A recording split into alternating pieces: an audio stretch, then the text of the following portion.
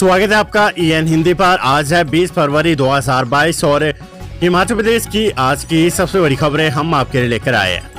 हमेशा की तरह वीडियो को लाइक कर दीजिएगा। चैनल पर नहीं जुड़े चैनल को आप सब्सक्राइब करना ना भूलें। आप हिमाचल प्रदेश के कौन से जिले से संबंधित है, अपने जिले का नाम आप हमें कमेंट बॉक्स में जरूर बताइएगा। पेश है आज की सबसे बड़ी खबरें।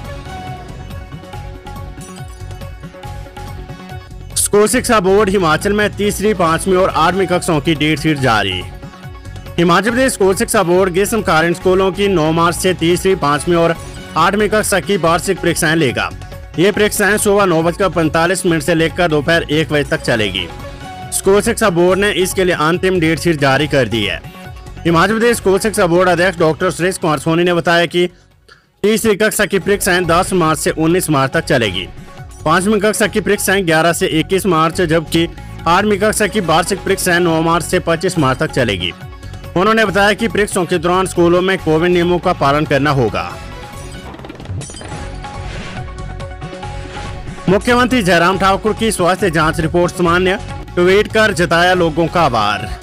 हिमाचल प्रदेश सरकार के एक प्रवक्ता ने बताया कि मुख्यमंत्री जयराम ठाकुर नई दिल्ली स्थित अखिल भारतीय आयुर्विज्ञान संस्थान एम्स में नियमित स्वास्थ्य जांच के लिए भर्ती है।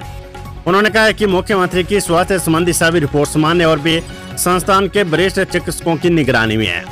वहीं मुख्यमंत्री जयराम ठाकुर ने ट्वीट कर कहा कि स्वास्थ्य कारणों के चलते भी एम्स दिल्ली में डॉक्टरों की देखरेख में है।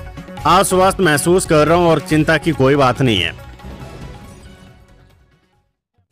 खबर हिमाचल प्रदेश यूनिवर्सिटी से 3 मार्च से शुरू होगी स्नातकोत्तर स्तर की परीक्षाएं, डेट शीट जारी।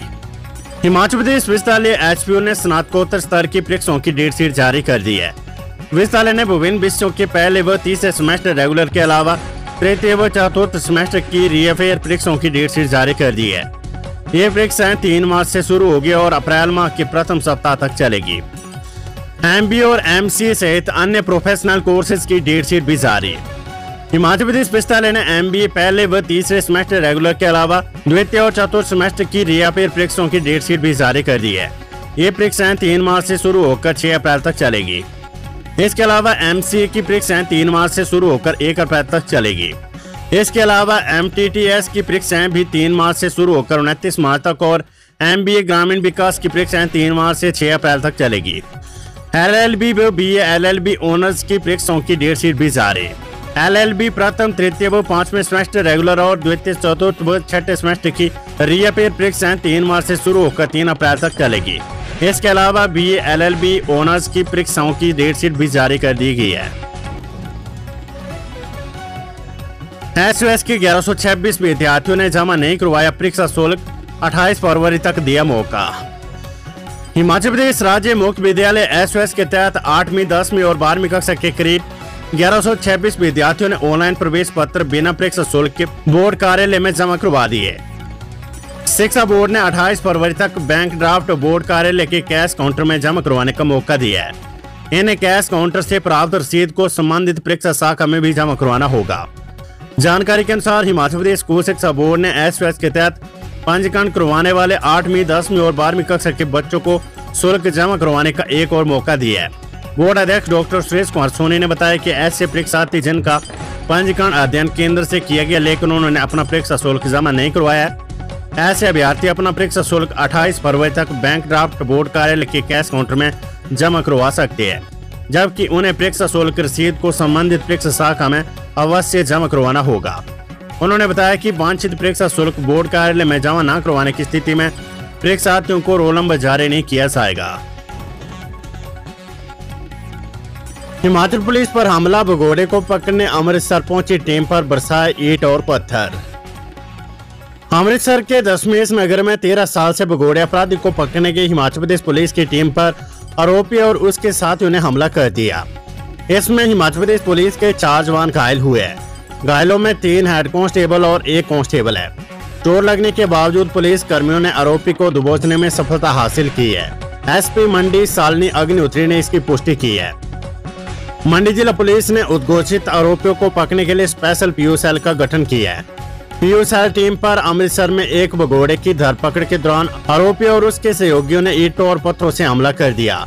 घायल पुलिस कर्मी उपचाराधीन है। SP ने घायल होने के बावजूद आरोपी को पकड़कर लाने पर टीम की प्रशंसा की है।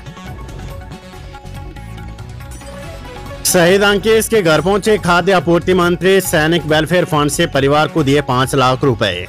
खाद्य नागरिक आपूर्ति एवं उपभोक्ता मामले मंत्री राजेंद्र गर्ग शनिवार को शहीद अंकेश भारद्वाज के घर जिले के सेव गांव पहुंचे, जहां उन्होंने अरुणाचल में शहीद हुए 22 वर्षीय अंकेश भारद्वाज के परिवार को 5 लाख रुपए का चेक प्रदान किया। ये आर्थिक सहायता मुख्यमंत्री सैनिक वेलफेयर फंड की तरफ से शहीद के परिजनों को दी गई है। इस दौरान एसडीएम गुमारबी राजीव ठाकुर भी मौजूद रहे। Corona virus update. हिमाचल में कोरोना के 253 नए मामले, 3 लोगों की मौत। हिमाचल प्रदेश में शनिवार को 6530 लोगों के सैंपल लिए गए, जिसमें से 253 लोगों की रिपोर्ट पॉजिटिव आई है।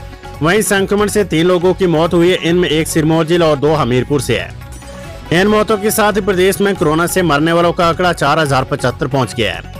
कोरोना के नए मामलों में बिलासपुर के 30, चंबा के 26, हमीरपुर के 56, कांगड़ा के 65, किन्नौर 1, कुल्लू 1, लाहौल स्पीति 1, मंडी 21, शिमला के 20, सिरमौर के 11, सोलन के 9 और ऊना के 12 नए मामले हैं। बड़ी खबर। तकनीकी विश्वविद्यालय से आउटसोर्स भर्ती मामले में जांच शुरू, संयुक्त निदेशक हमीरपुर पहुंचे। प्रदेश तकनीकी विश्वविद्यालय हमीरपुर के बहुचर्चित आउटसोर्स भर्ती मामले की जांच शुरू हो गई है। तकनीकी शिक्षा विभाग के संयुक्त निदेशक सुनील वर्मा की अगुवाई में 3 सदस्यीय टीम तकनीकी विश्वविद्यालय हमीरपुर पहुंची है।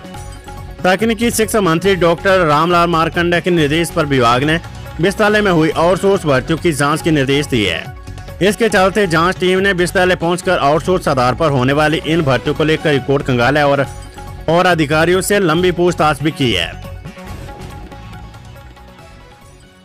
बड़ी खबर। चुनावी वादे पूरा न करने पर लिया जाए एक्शन, सुप्रीम कोर्ट में याचिका दाखिल। राजनीतिक दलों को उनके चुनावी घोषणा पत्र के प्रति जवाबदेही तय करने तथा अमल नहीं करने पर मान्यता रद्द करने का निर्देश देने की मांग को लेकर शनिवार को उच्चतम न्यायालय में एक जनहित याचिका दायर की है। वकील अश्वनी कुमार उपाध्याय की ओर से दायर इस याचिका में केंद्र सरकार और चुनाव आयोग को ये निर्देश देने की गुहार लगाएगी कि वे राजनीतिक दलों के सत्ता में आने पर उन्हें अपने चुनावी घोषणा पत्र पर अमल करवाने को लेकर आवश्यक कदम उठाए। सरकारी स्कूलों में 2 मार्च से पकेगा मिड डे मील, दिशा निर्देश जारी। हिमाचल प्रदेश के सरकारी स्कूलों में 2 मार्च से मिड डे मील पकेगा। नर्सरी से 8वीं कक्षा तक के 5.25 लाख विद्यार्थियों को गर्म भोजन देने की प्रारंभिक शिक्षा निदेशालय ने तैयारियां शुरू कर दी है। मिड डे मील बनाने वाले वर्करों के लिए भी गाइडलाइन जारी कर दी गई है। चूड़ी या अंगूठी पहनकर भोजन नहीं बनाया जाएगा। दस्ताने पहनना जरूरी होगा। स्कूलों में विद्यार्थियों को उचित दूरी में बैठाकर भोजन परोसा जाएगा। हिमाचल में अब 4000 लोकमित्र केंद्रों में भी मिलेगा बाजार से 15% सस्ता राशन। हिमाचल प्रदेश के 18.5 लाख राशन कार्ड उपभोक्ताओं के साथ साथ अन्य लोगों को भी अब बाजार मूल्य से 15% तक सस्ता राशन और अन्य सामान मिलेगा। ये सामान नामी कंपनियों का होगा। इनमें आटा, चावल, मसाले, हर तरह की दालें, साबुन, बॉडी पाउडर, क्रीम तथा अन्य रोजमर्रा की वस्तुएं शामिल है।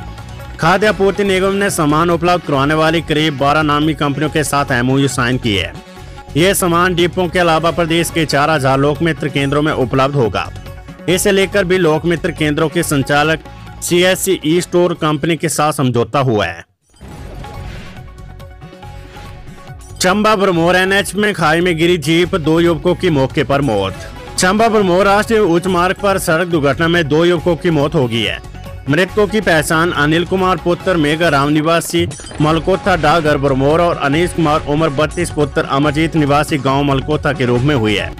दोनों शुक्रवार रात को जीप में सवार होकर भरमौर से चंबा की तरफ जा रहे थे।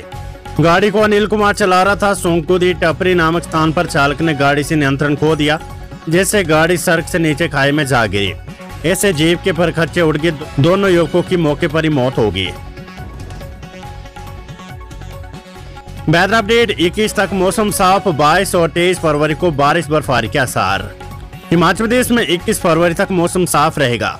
मौसम विज्ञान केंद्र शिमला ने 22 और 23 फरवरी को प्रदेश के अधिकांश क्षेत्रों में बारिश और बर्फबारी का पूर्वानुमान जताया है।